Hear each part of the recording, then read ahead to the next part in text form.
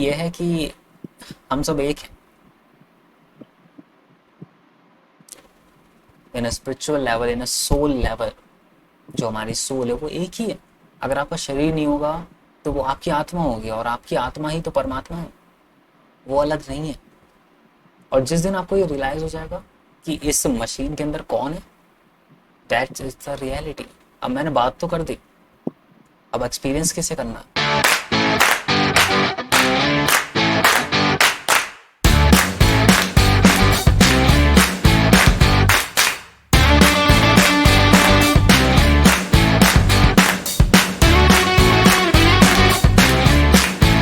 पहली लाइन है क्या है?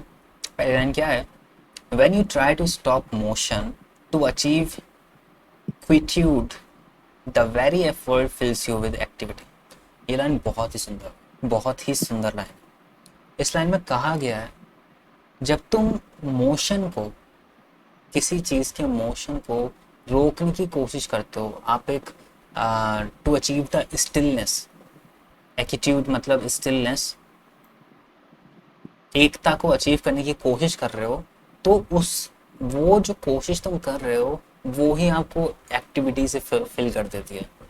ऐसा होता है ना, जब हम कुछ सोच रहे होते हैं कि यार इस प्रॉब्लम का सोल्यूशन ये होगा, मुझे ये करना है, मुझे ये करना है, तो आप एक नई ओवर थिंकिंग में चले जाते हो उसके बदले ही। तो ये वही चीज़ हो रही है वहाँ पे कि आपको स्टिलनेस चाहिए थी, और आप सोच रहे हो कि यार मुझे स्टिलनेस कैसे मिले, कैसे मिले, कैसे मिले, कैसे मिले, और यही आपको अंदर से एक्टिविटी से भर देगी। आप कभी स्टिलनेस अचीव नहीं कर पाओगे। तो काफ़ी सुंदर तरीके से यहाँ पर कहा गया हमसे। नेक्स्ट लाइन में कहा गया है, as long as you hold on to opposites you will never know the one way. वही बात है जो पीछे हमने पढ़ा है कि दो चीज़ों को कभी होल्ड मत करो, अपने ओपिनियंस को अगेंस्ट ऑफ फॉर्म में मत करो, डिसलाइक और likes other disease of mind, ये सब हमें बताया गया है। अपोजिट एंड्स को होल्ड मत करो, और अगर आप करोगे तो आपको कभी भी एक रास्ता मिलेगा ही नहीं रियलिटी को जानने के लिए। काफ़ी इजी फ्रेज बट काफ़ी डीप, इसको समझना पड़ेगा, आपको समझना पड़ेगा, इस पर विचार करने पड़ेगा। मैं इनको ऑलरेडी समझ चुका हूँ, मैं इस पर विचार कर चुका हूँ, बस मैं इनका मीनिंग समझा रहा हूँ।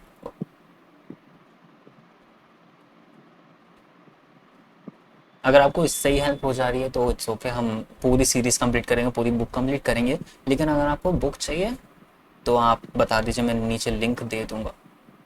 अब पता नहीं यूट्यूब अलाउ करता है कि नहीं किसी भी वेबसाइट का लिंक देने से, बट इट्स ओके। आप बताइए, देखते हैं कैसे करते हैं, कुछ करेंगे। तो सेकंड फ्रेज पे आते हैं। फर्स्ट फ्रेज हमारा बहुत ही ब्यूटीफुल था, मज़ा ही आ गया। अब सेकंड फ्रेज पे आते हैं। पहली line, those who do not understand the way will assert or deny the reality of things।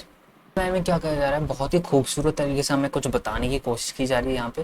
ध्यान से सुनो, those who do not understand the way will assert or deny the reality of things। यहाँ पे क्या कहना चाह रहे हैं कि अगर हम द वे रियलिटी तक जाने का जो हमारा रास्ता है, जो हमारी रियलिटी है, उसको अगर हम नहीं समझ पाते हैं तो हम क्या करेंगे, एसर्ट करेंगे और डिनाई करेंगे। एसर्ट मतलब रियलिटी पे फोर्स डालेंगे, यार रियलिटी है, ये रियलिटी है, यार रियलिटी यही है, यही है, यही है, एक पॉजिटिव वे में। बट वो हमारी मटेरियल वो बन जाएगी डिनाइल और ऑब्जेक्शन में कि रियलिटी यही है, लेकिन हमें रियलिटी अब तक समझ में आई नहीं है। हम बस कह रहे हैं कि रियलिटी ये है, रियलिटी ये है, पर हमने उसको एक्सपीरियंस नहीं किया है, तो वो हो गया एसर्ट। और डिनाई क्या हो गया, अब हमें अंडरस्टैंड नहीं आई तो हम मना ही कर रहे हैं कि रियलिटी है ही नहीं, डिनाई कर दिया हमने रियलिटी को। अब इस नेक्स्ट लाइन में दोनों वर्ड्स का से क्या फर्क पड़ता है वो बताया गया है। Deny the reality of things you miss it's deeper reality. अगर आपने रियलिटी को मना ही कर दिया कि कुछ है ही नहीं, आप मटेरियल वे में ही रह गए, तो यही होगा, you miss it's deeper reality. तो आपको एक डीपर रियलिटी का कभी भी एक्सपीरियंस ही नहीं होगा, आप उसे मिस कर जाओगे। और assert the reality of things you miss the emptiness of all things. Assert का मतलब यहाँ पे यही है कि आपने अगर रियलिटी पे जोर दिया कि यार यही रियलिटी है जो मैं कह रहा हूँ, बट आपको समझ में नहीं आई अभी तक रियलिटी, तो you miss the emptiness of all things. Like जो खालीपना है चीज़ों का, जो सिंप्लिसिटी है चीज़ों में, वो आप मिस कर जाओगे। जो एक्चुअल थिंग है वो आप मिस कर जाओगे। Emptiness is the, we can say that is the sound of silence. अब साउंड ऑफ साइलेंस क्या है, ये थोड़ा सा बड़ा टॉपिक है, इस पर एक अलग से वीडियो बनेगी, चिंता नहीं करने का। तो इसको हम समझेंगे। एम्प्टीनेस यहाँ पे मुझे लगता है साउंड ऑफ साइलेंस हो सकती। तो ये फ्रेज़ भी हमें अच्छे से समझ में आ गया, हमें बहुत ही मज़ा आया इस फ्रेज़ को पढ़ के, कि हमें ना कि रियलिटी को फोर्स करना है और ना ही उसे मना करना। We have to understand the reality, no. उस पर जोर डाल के समझना, समझना छोड़ो, जोर डाल के कोई चीज़ नहीं समझ सकते तुम। खैर, हम आते हैं तीसरे फ्रेज पे। तीसरा फ्रेज क्या है, the more you think about it the further you are from the truth. Cease all thinking and there is nothing that will not be revealed to you. अति सुंदर। ये पूरा पैराग्राफ ही मैं highlight कर देता हूँ, एक मिनट में। क्या ही मज़ा आ गया यार। क्या कह रहे हैं इसमें, the more you think about it, जितना तुम रियलिटी के बारे में सोचोगे, the further you are from the truth, उतना ही तुम सच्चाई से दूर जाओगे। इसलिए तीसरी लाइन में कहा है, सीज ऑल थिंकिंग। जो भी सोच रहे हो, जो भी समझ रहे हो, जो भी सोच रहे हो अपने दिमाग में, सब कुछ बंद कर दो। जिस दिन तुमने ऐसी फालतू की ओवर थिंकिंग को बंद कर दिया, तो there is nothing that will not be reveal to you. तो ऐसा कुछ नहीं होगा जो तुम नहीं, तुम्हारे सामने प्रकट नहीं होगा, जो तुम्हें रिवील नहीं होगा। तो बहुत ही अच्छी लाइन है। इस बात का ध्यान रखना कि यार, जो चीज़ तुम समझना चाह रहे हो उसमें ओवर थिंक नहीं करना, उसे महसूस करना, उसे एक्सपीरियंस करना। मेडिटेशन के थ्रू कर सकते हो। अब जब कभी भी हो सकता है ये, हु नोस। मैं तो इसी पे जीता हूँ कि एक ना एक दिन रियलिटी मेरे सामने खुद आएगी, और वो जल्दी आएगी, अगर आप सही रास्ते पे होगे और आप सही तरीके से रियलिटी को समझने की कोशिश कर रहे होगे तो चौथा फ्रेज है हमारा, इस पे आते हैं हम अब। To return to the root is to find the essence, but to pursue appearances is to miss the source. यहाँ पे कहा जा रहा है, अगर आप जड़ पे आएंगे वापस, तो आपको एक इम्पॉर्टेंट क्वालिटी पता चलेगी। लेकिन अगर आप अपीयरेंसेस के थ्रू जाएंगे, उन्हें परस्यू करेंगे, तो आप सोर्स को मिस कर दोगे। अपीयरेंस मतलब मटेरियल वर्ल्ड, जो भी आपके पास है, पैसा, गाड़ी, बंगला, कार, उस तरफ जाओगे तो आपको सोर्स मिस हो जाएगा। What is the supreme power, you miss it the moment you are enlightened. और जैसे ही तुम एनलाइटेंड हो जाओगे, you go beyond appearance and emptiness. तो तुम अपीयरेंस और एम्प्टीनेस से बहुत ज़्यादा बियॉन्ड चले जाओगे। तो यहाँ पे एम्प्टीनेस से हमें ये समझ में आ रहा है कि एम्प्टीनेस का मतलब खालीपन ही है। यू गो बियॉन्ड अपीयरेंसेस, आपको मटेरियल वर्ल्ड की चीज़ों में कोई दिलचस्पी नहीं होगी। सीधी सी बात है, अगर आपको रियलिटी का ज्ञान हो गया, तो you go beyond it everything. एक नया ही अंडरस्टैंडिंग आपके अंदर क्रिएट हो जाएगी।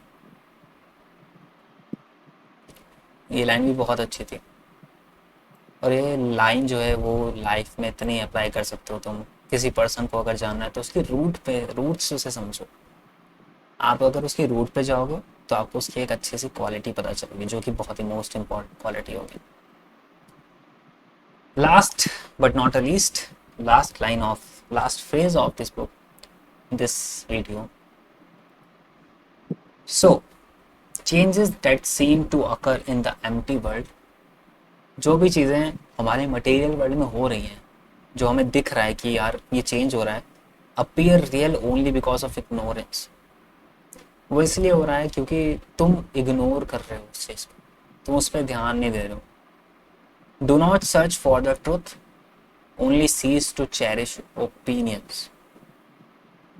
सच्चाई को ढूंढो मत, बस अपने जो ओपिनियंस है, तुम्हारे जो चेरिश ओपिनियंस है, उनको बंद कर दो। तुम्हें और कुछ करने की ज़रूरत नहीं है।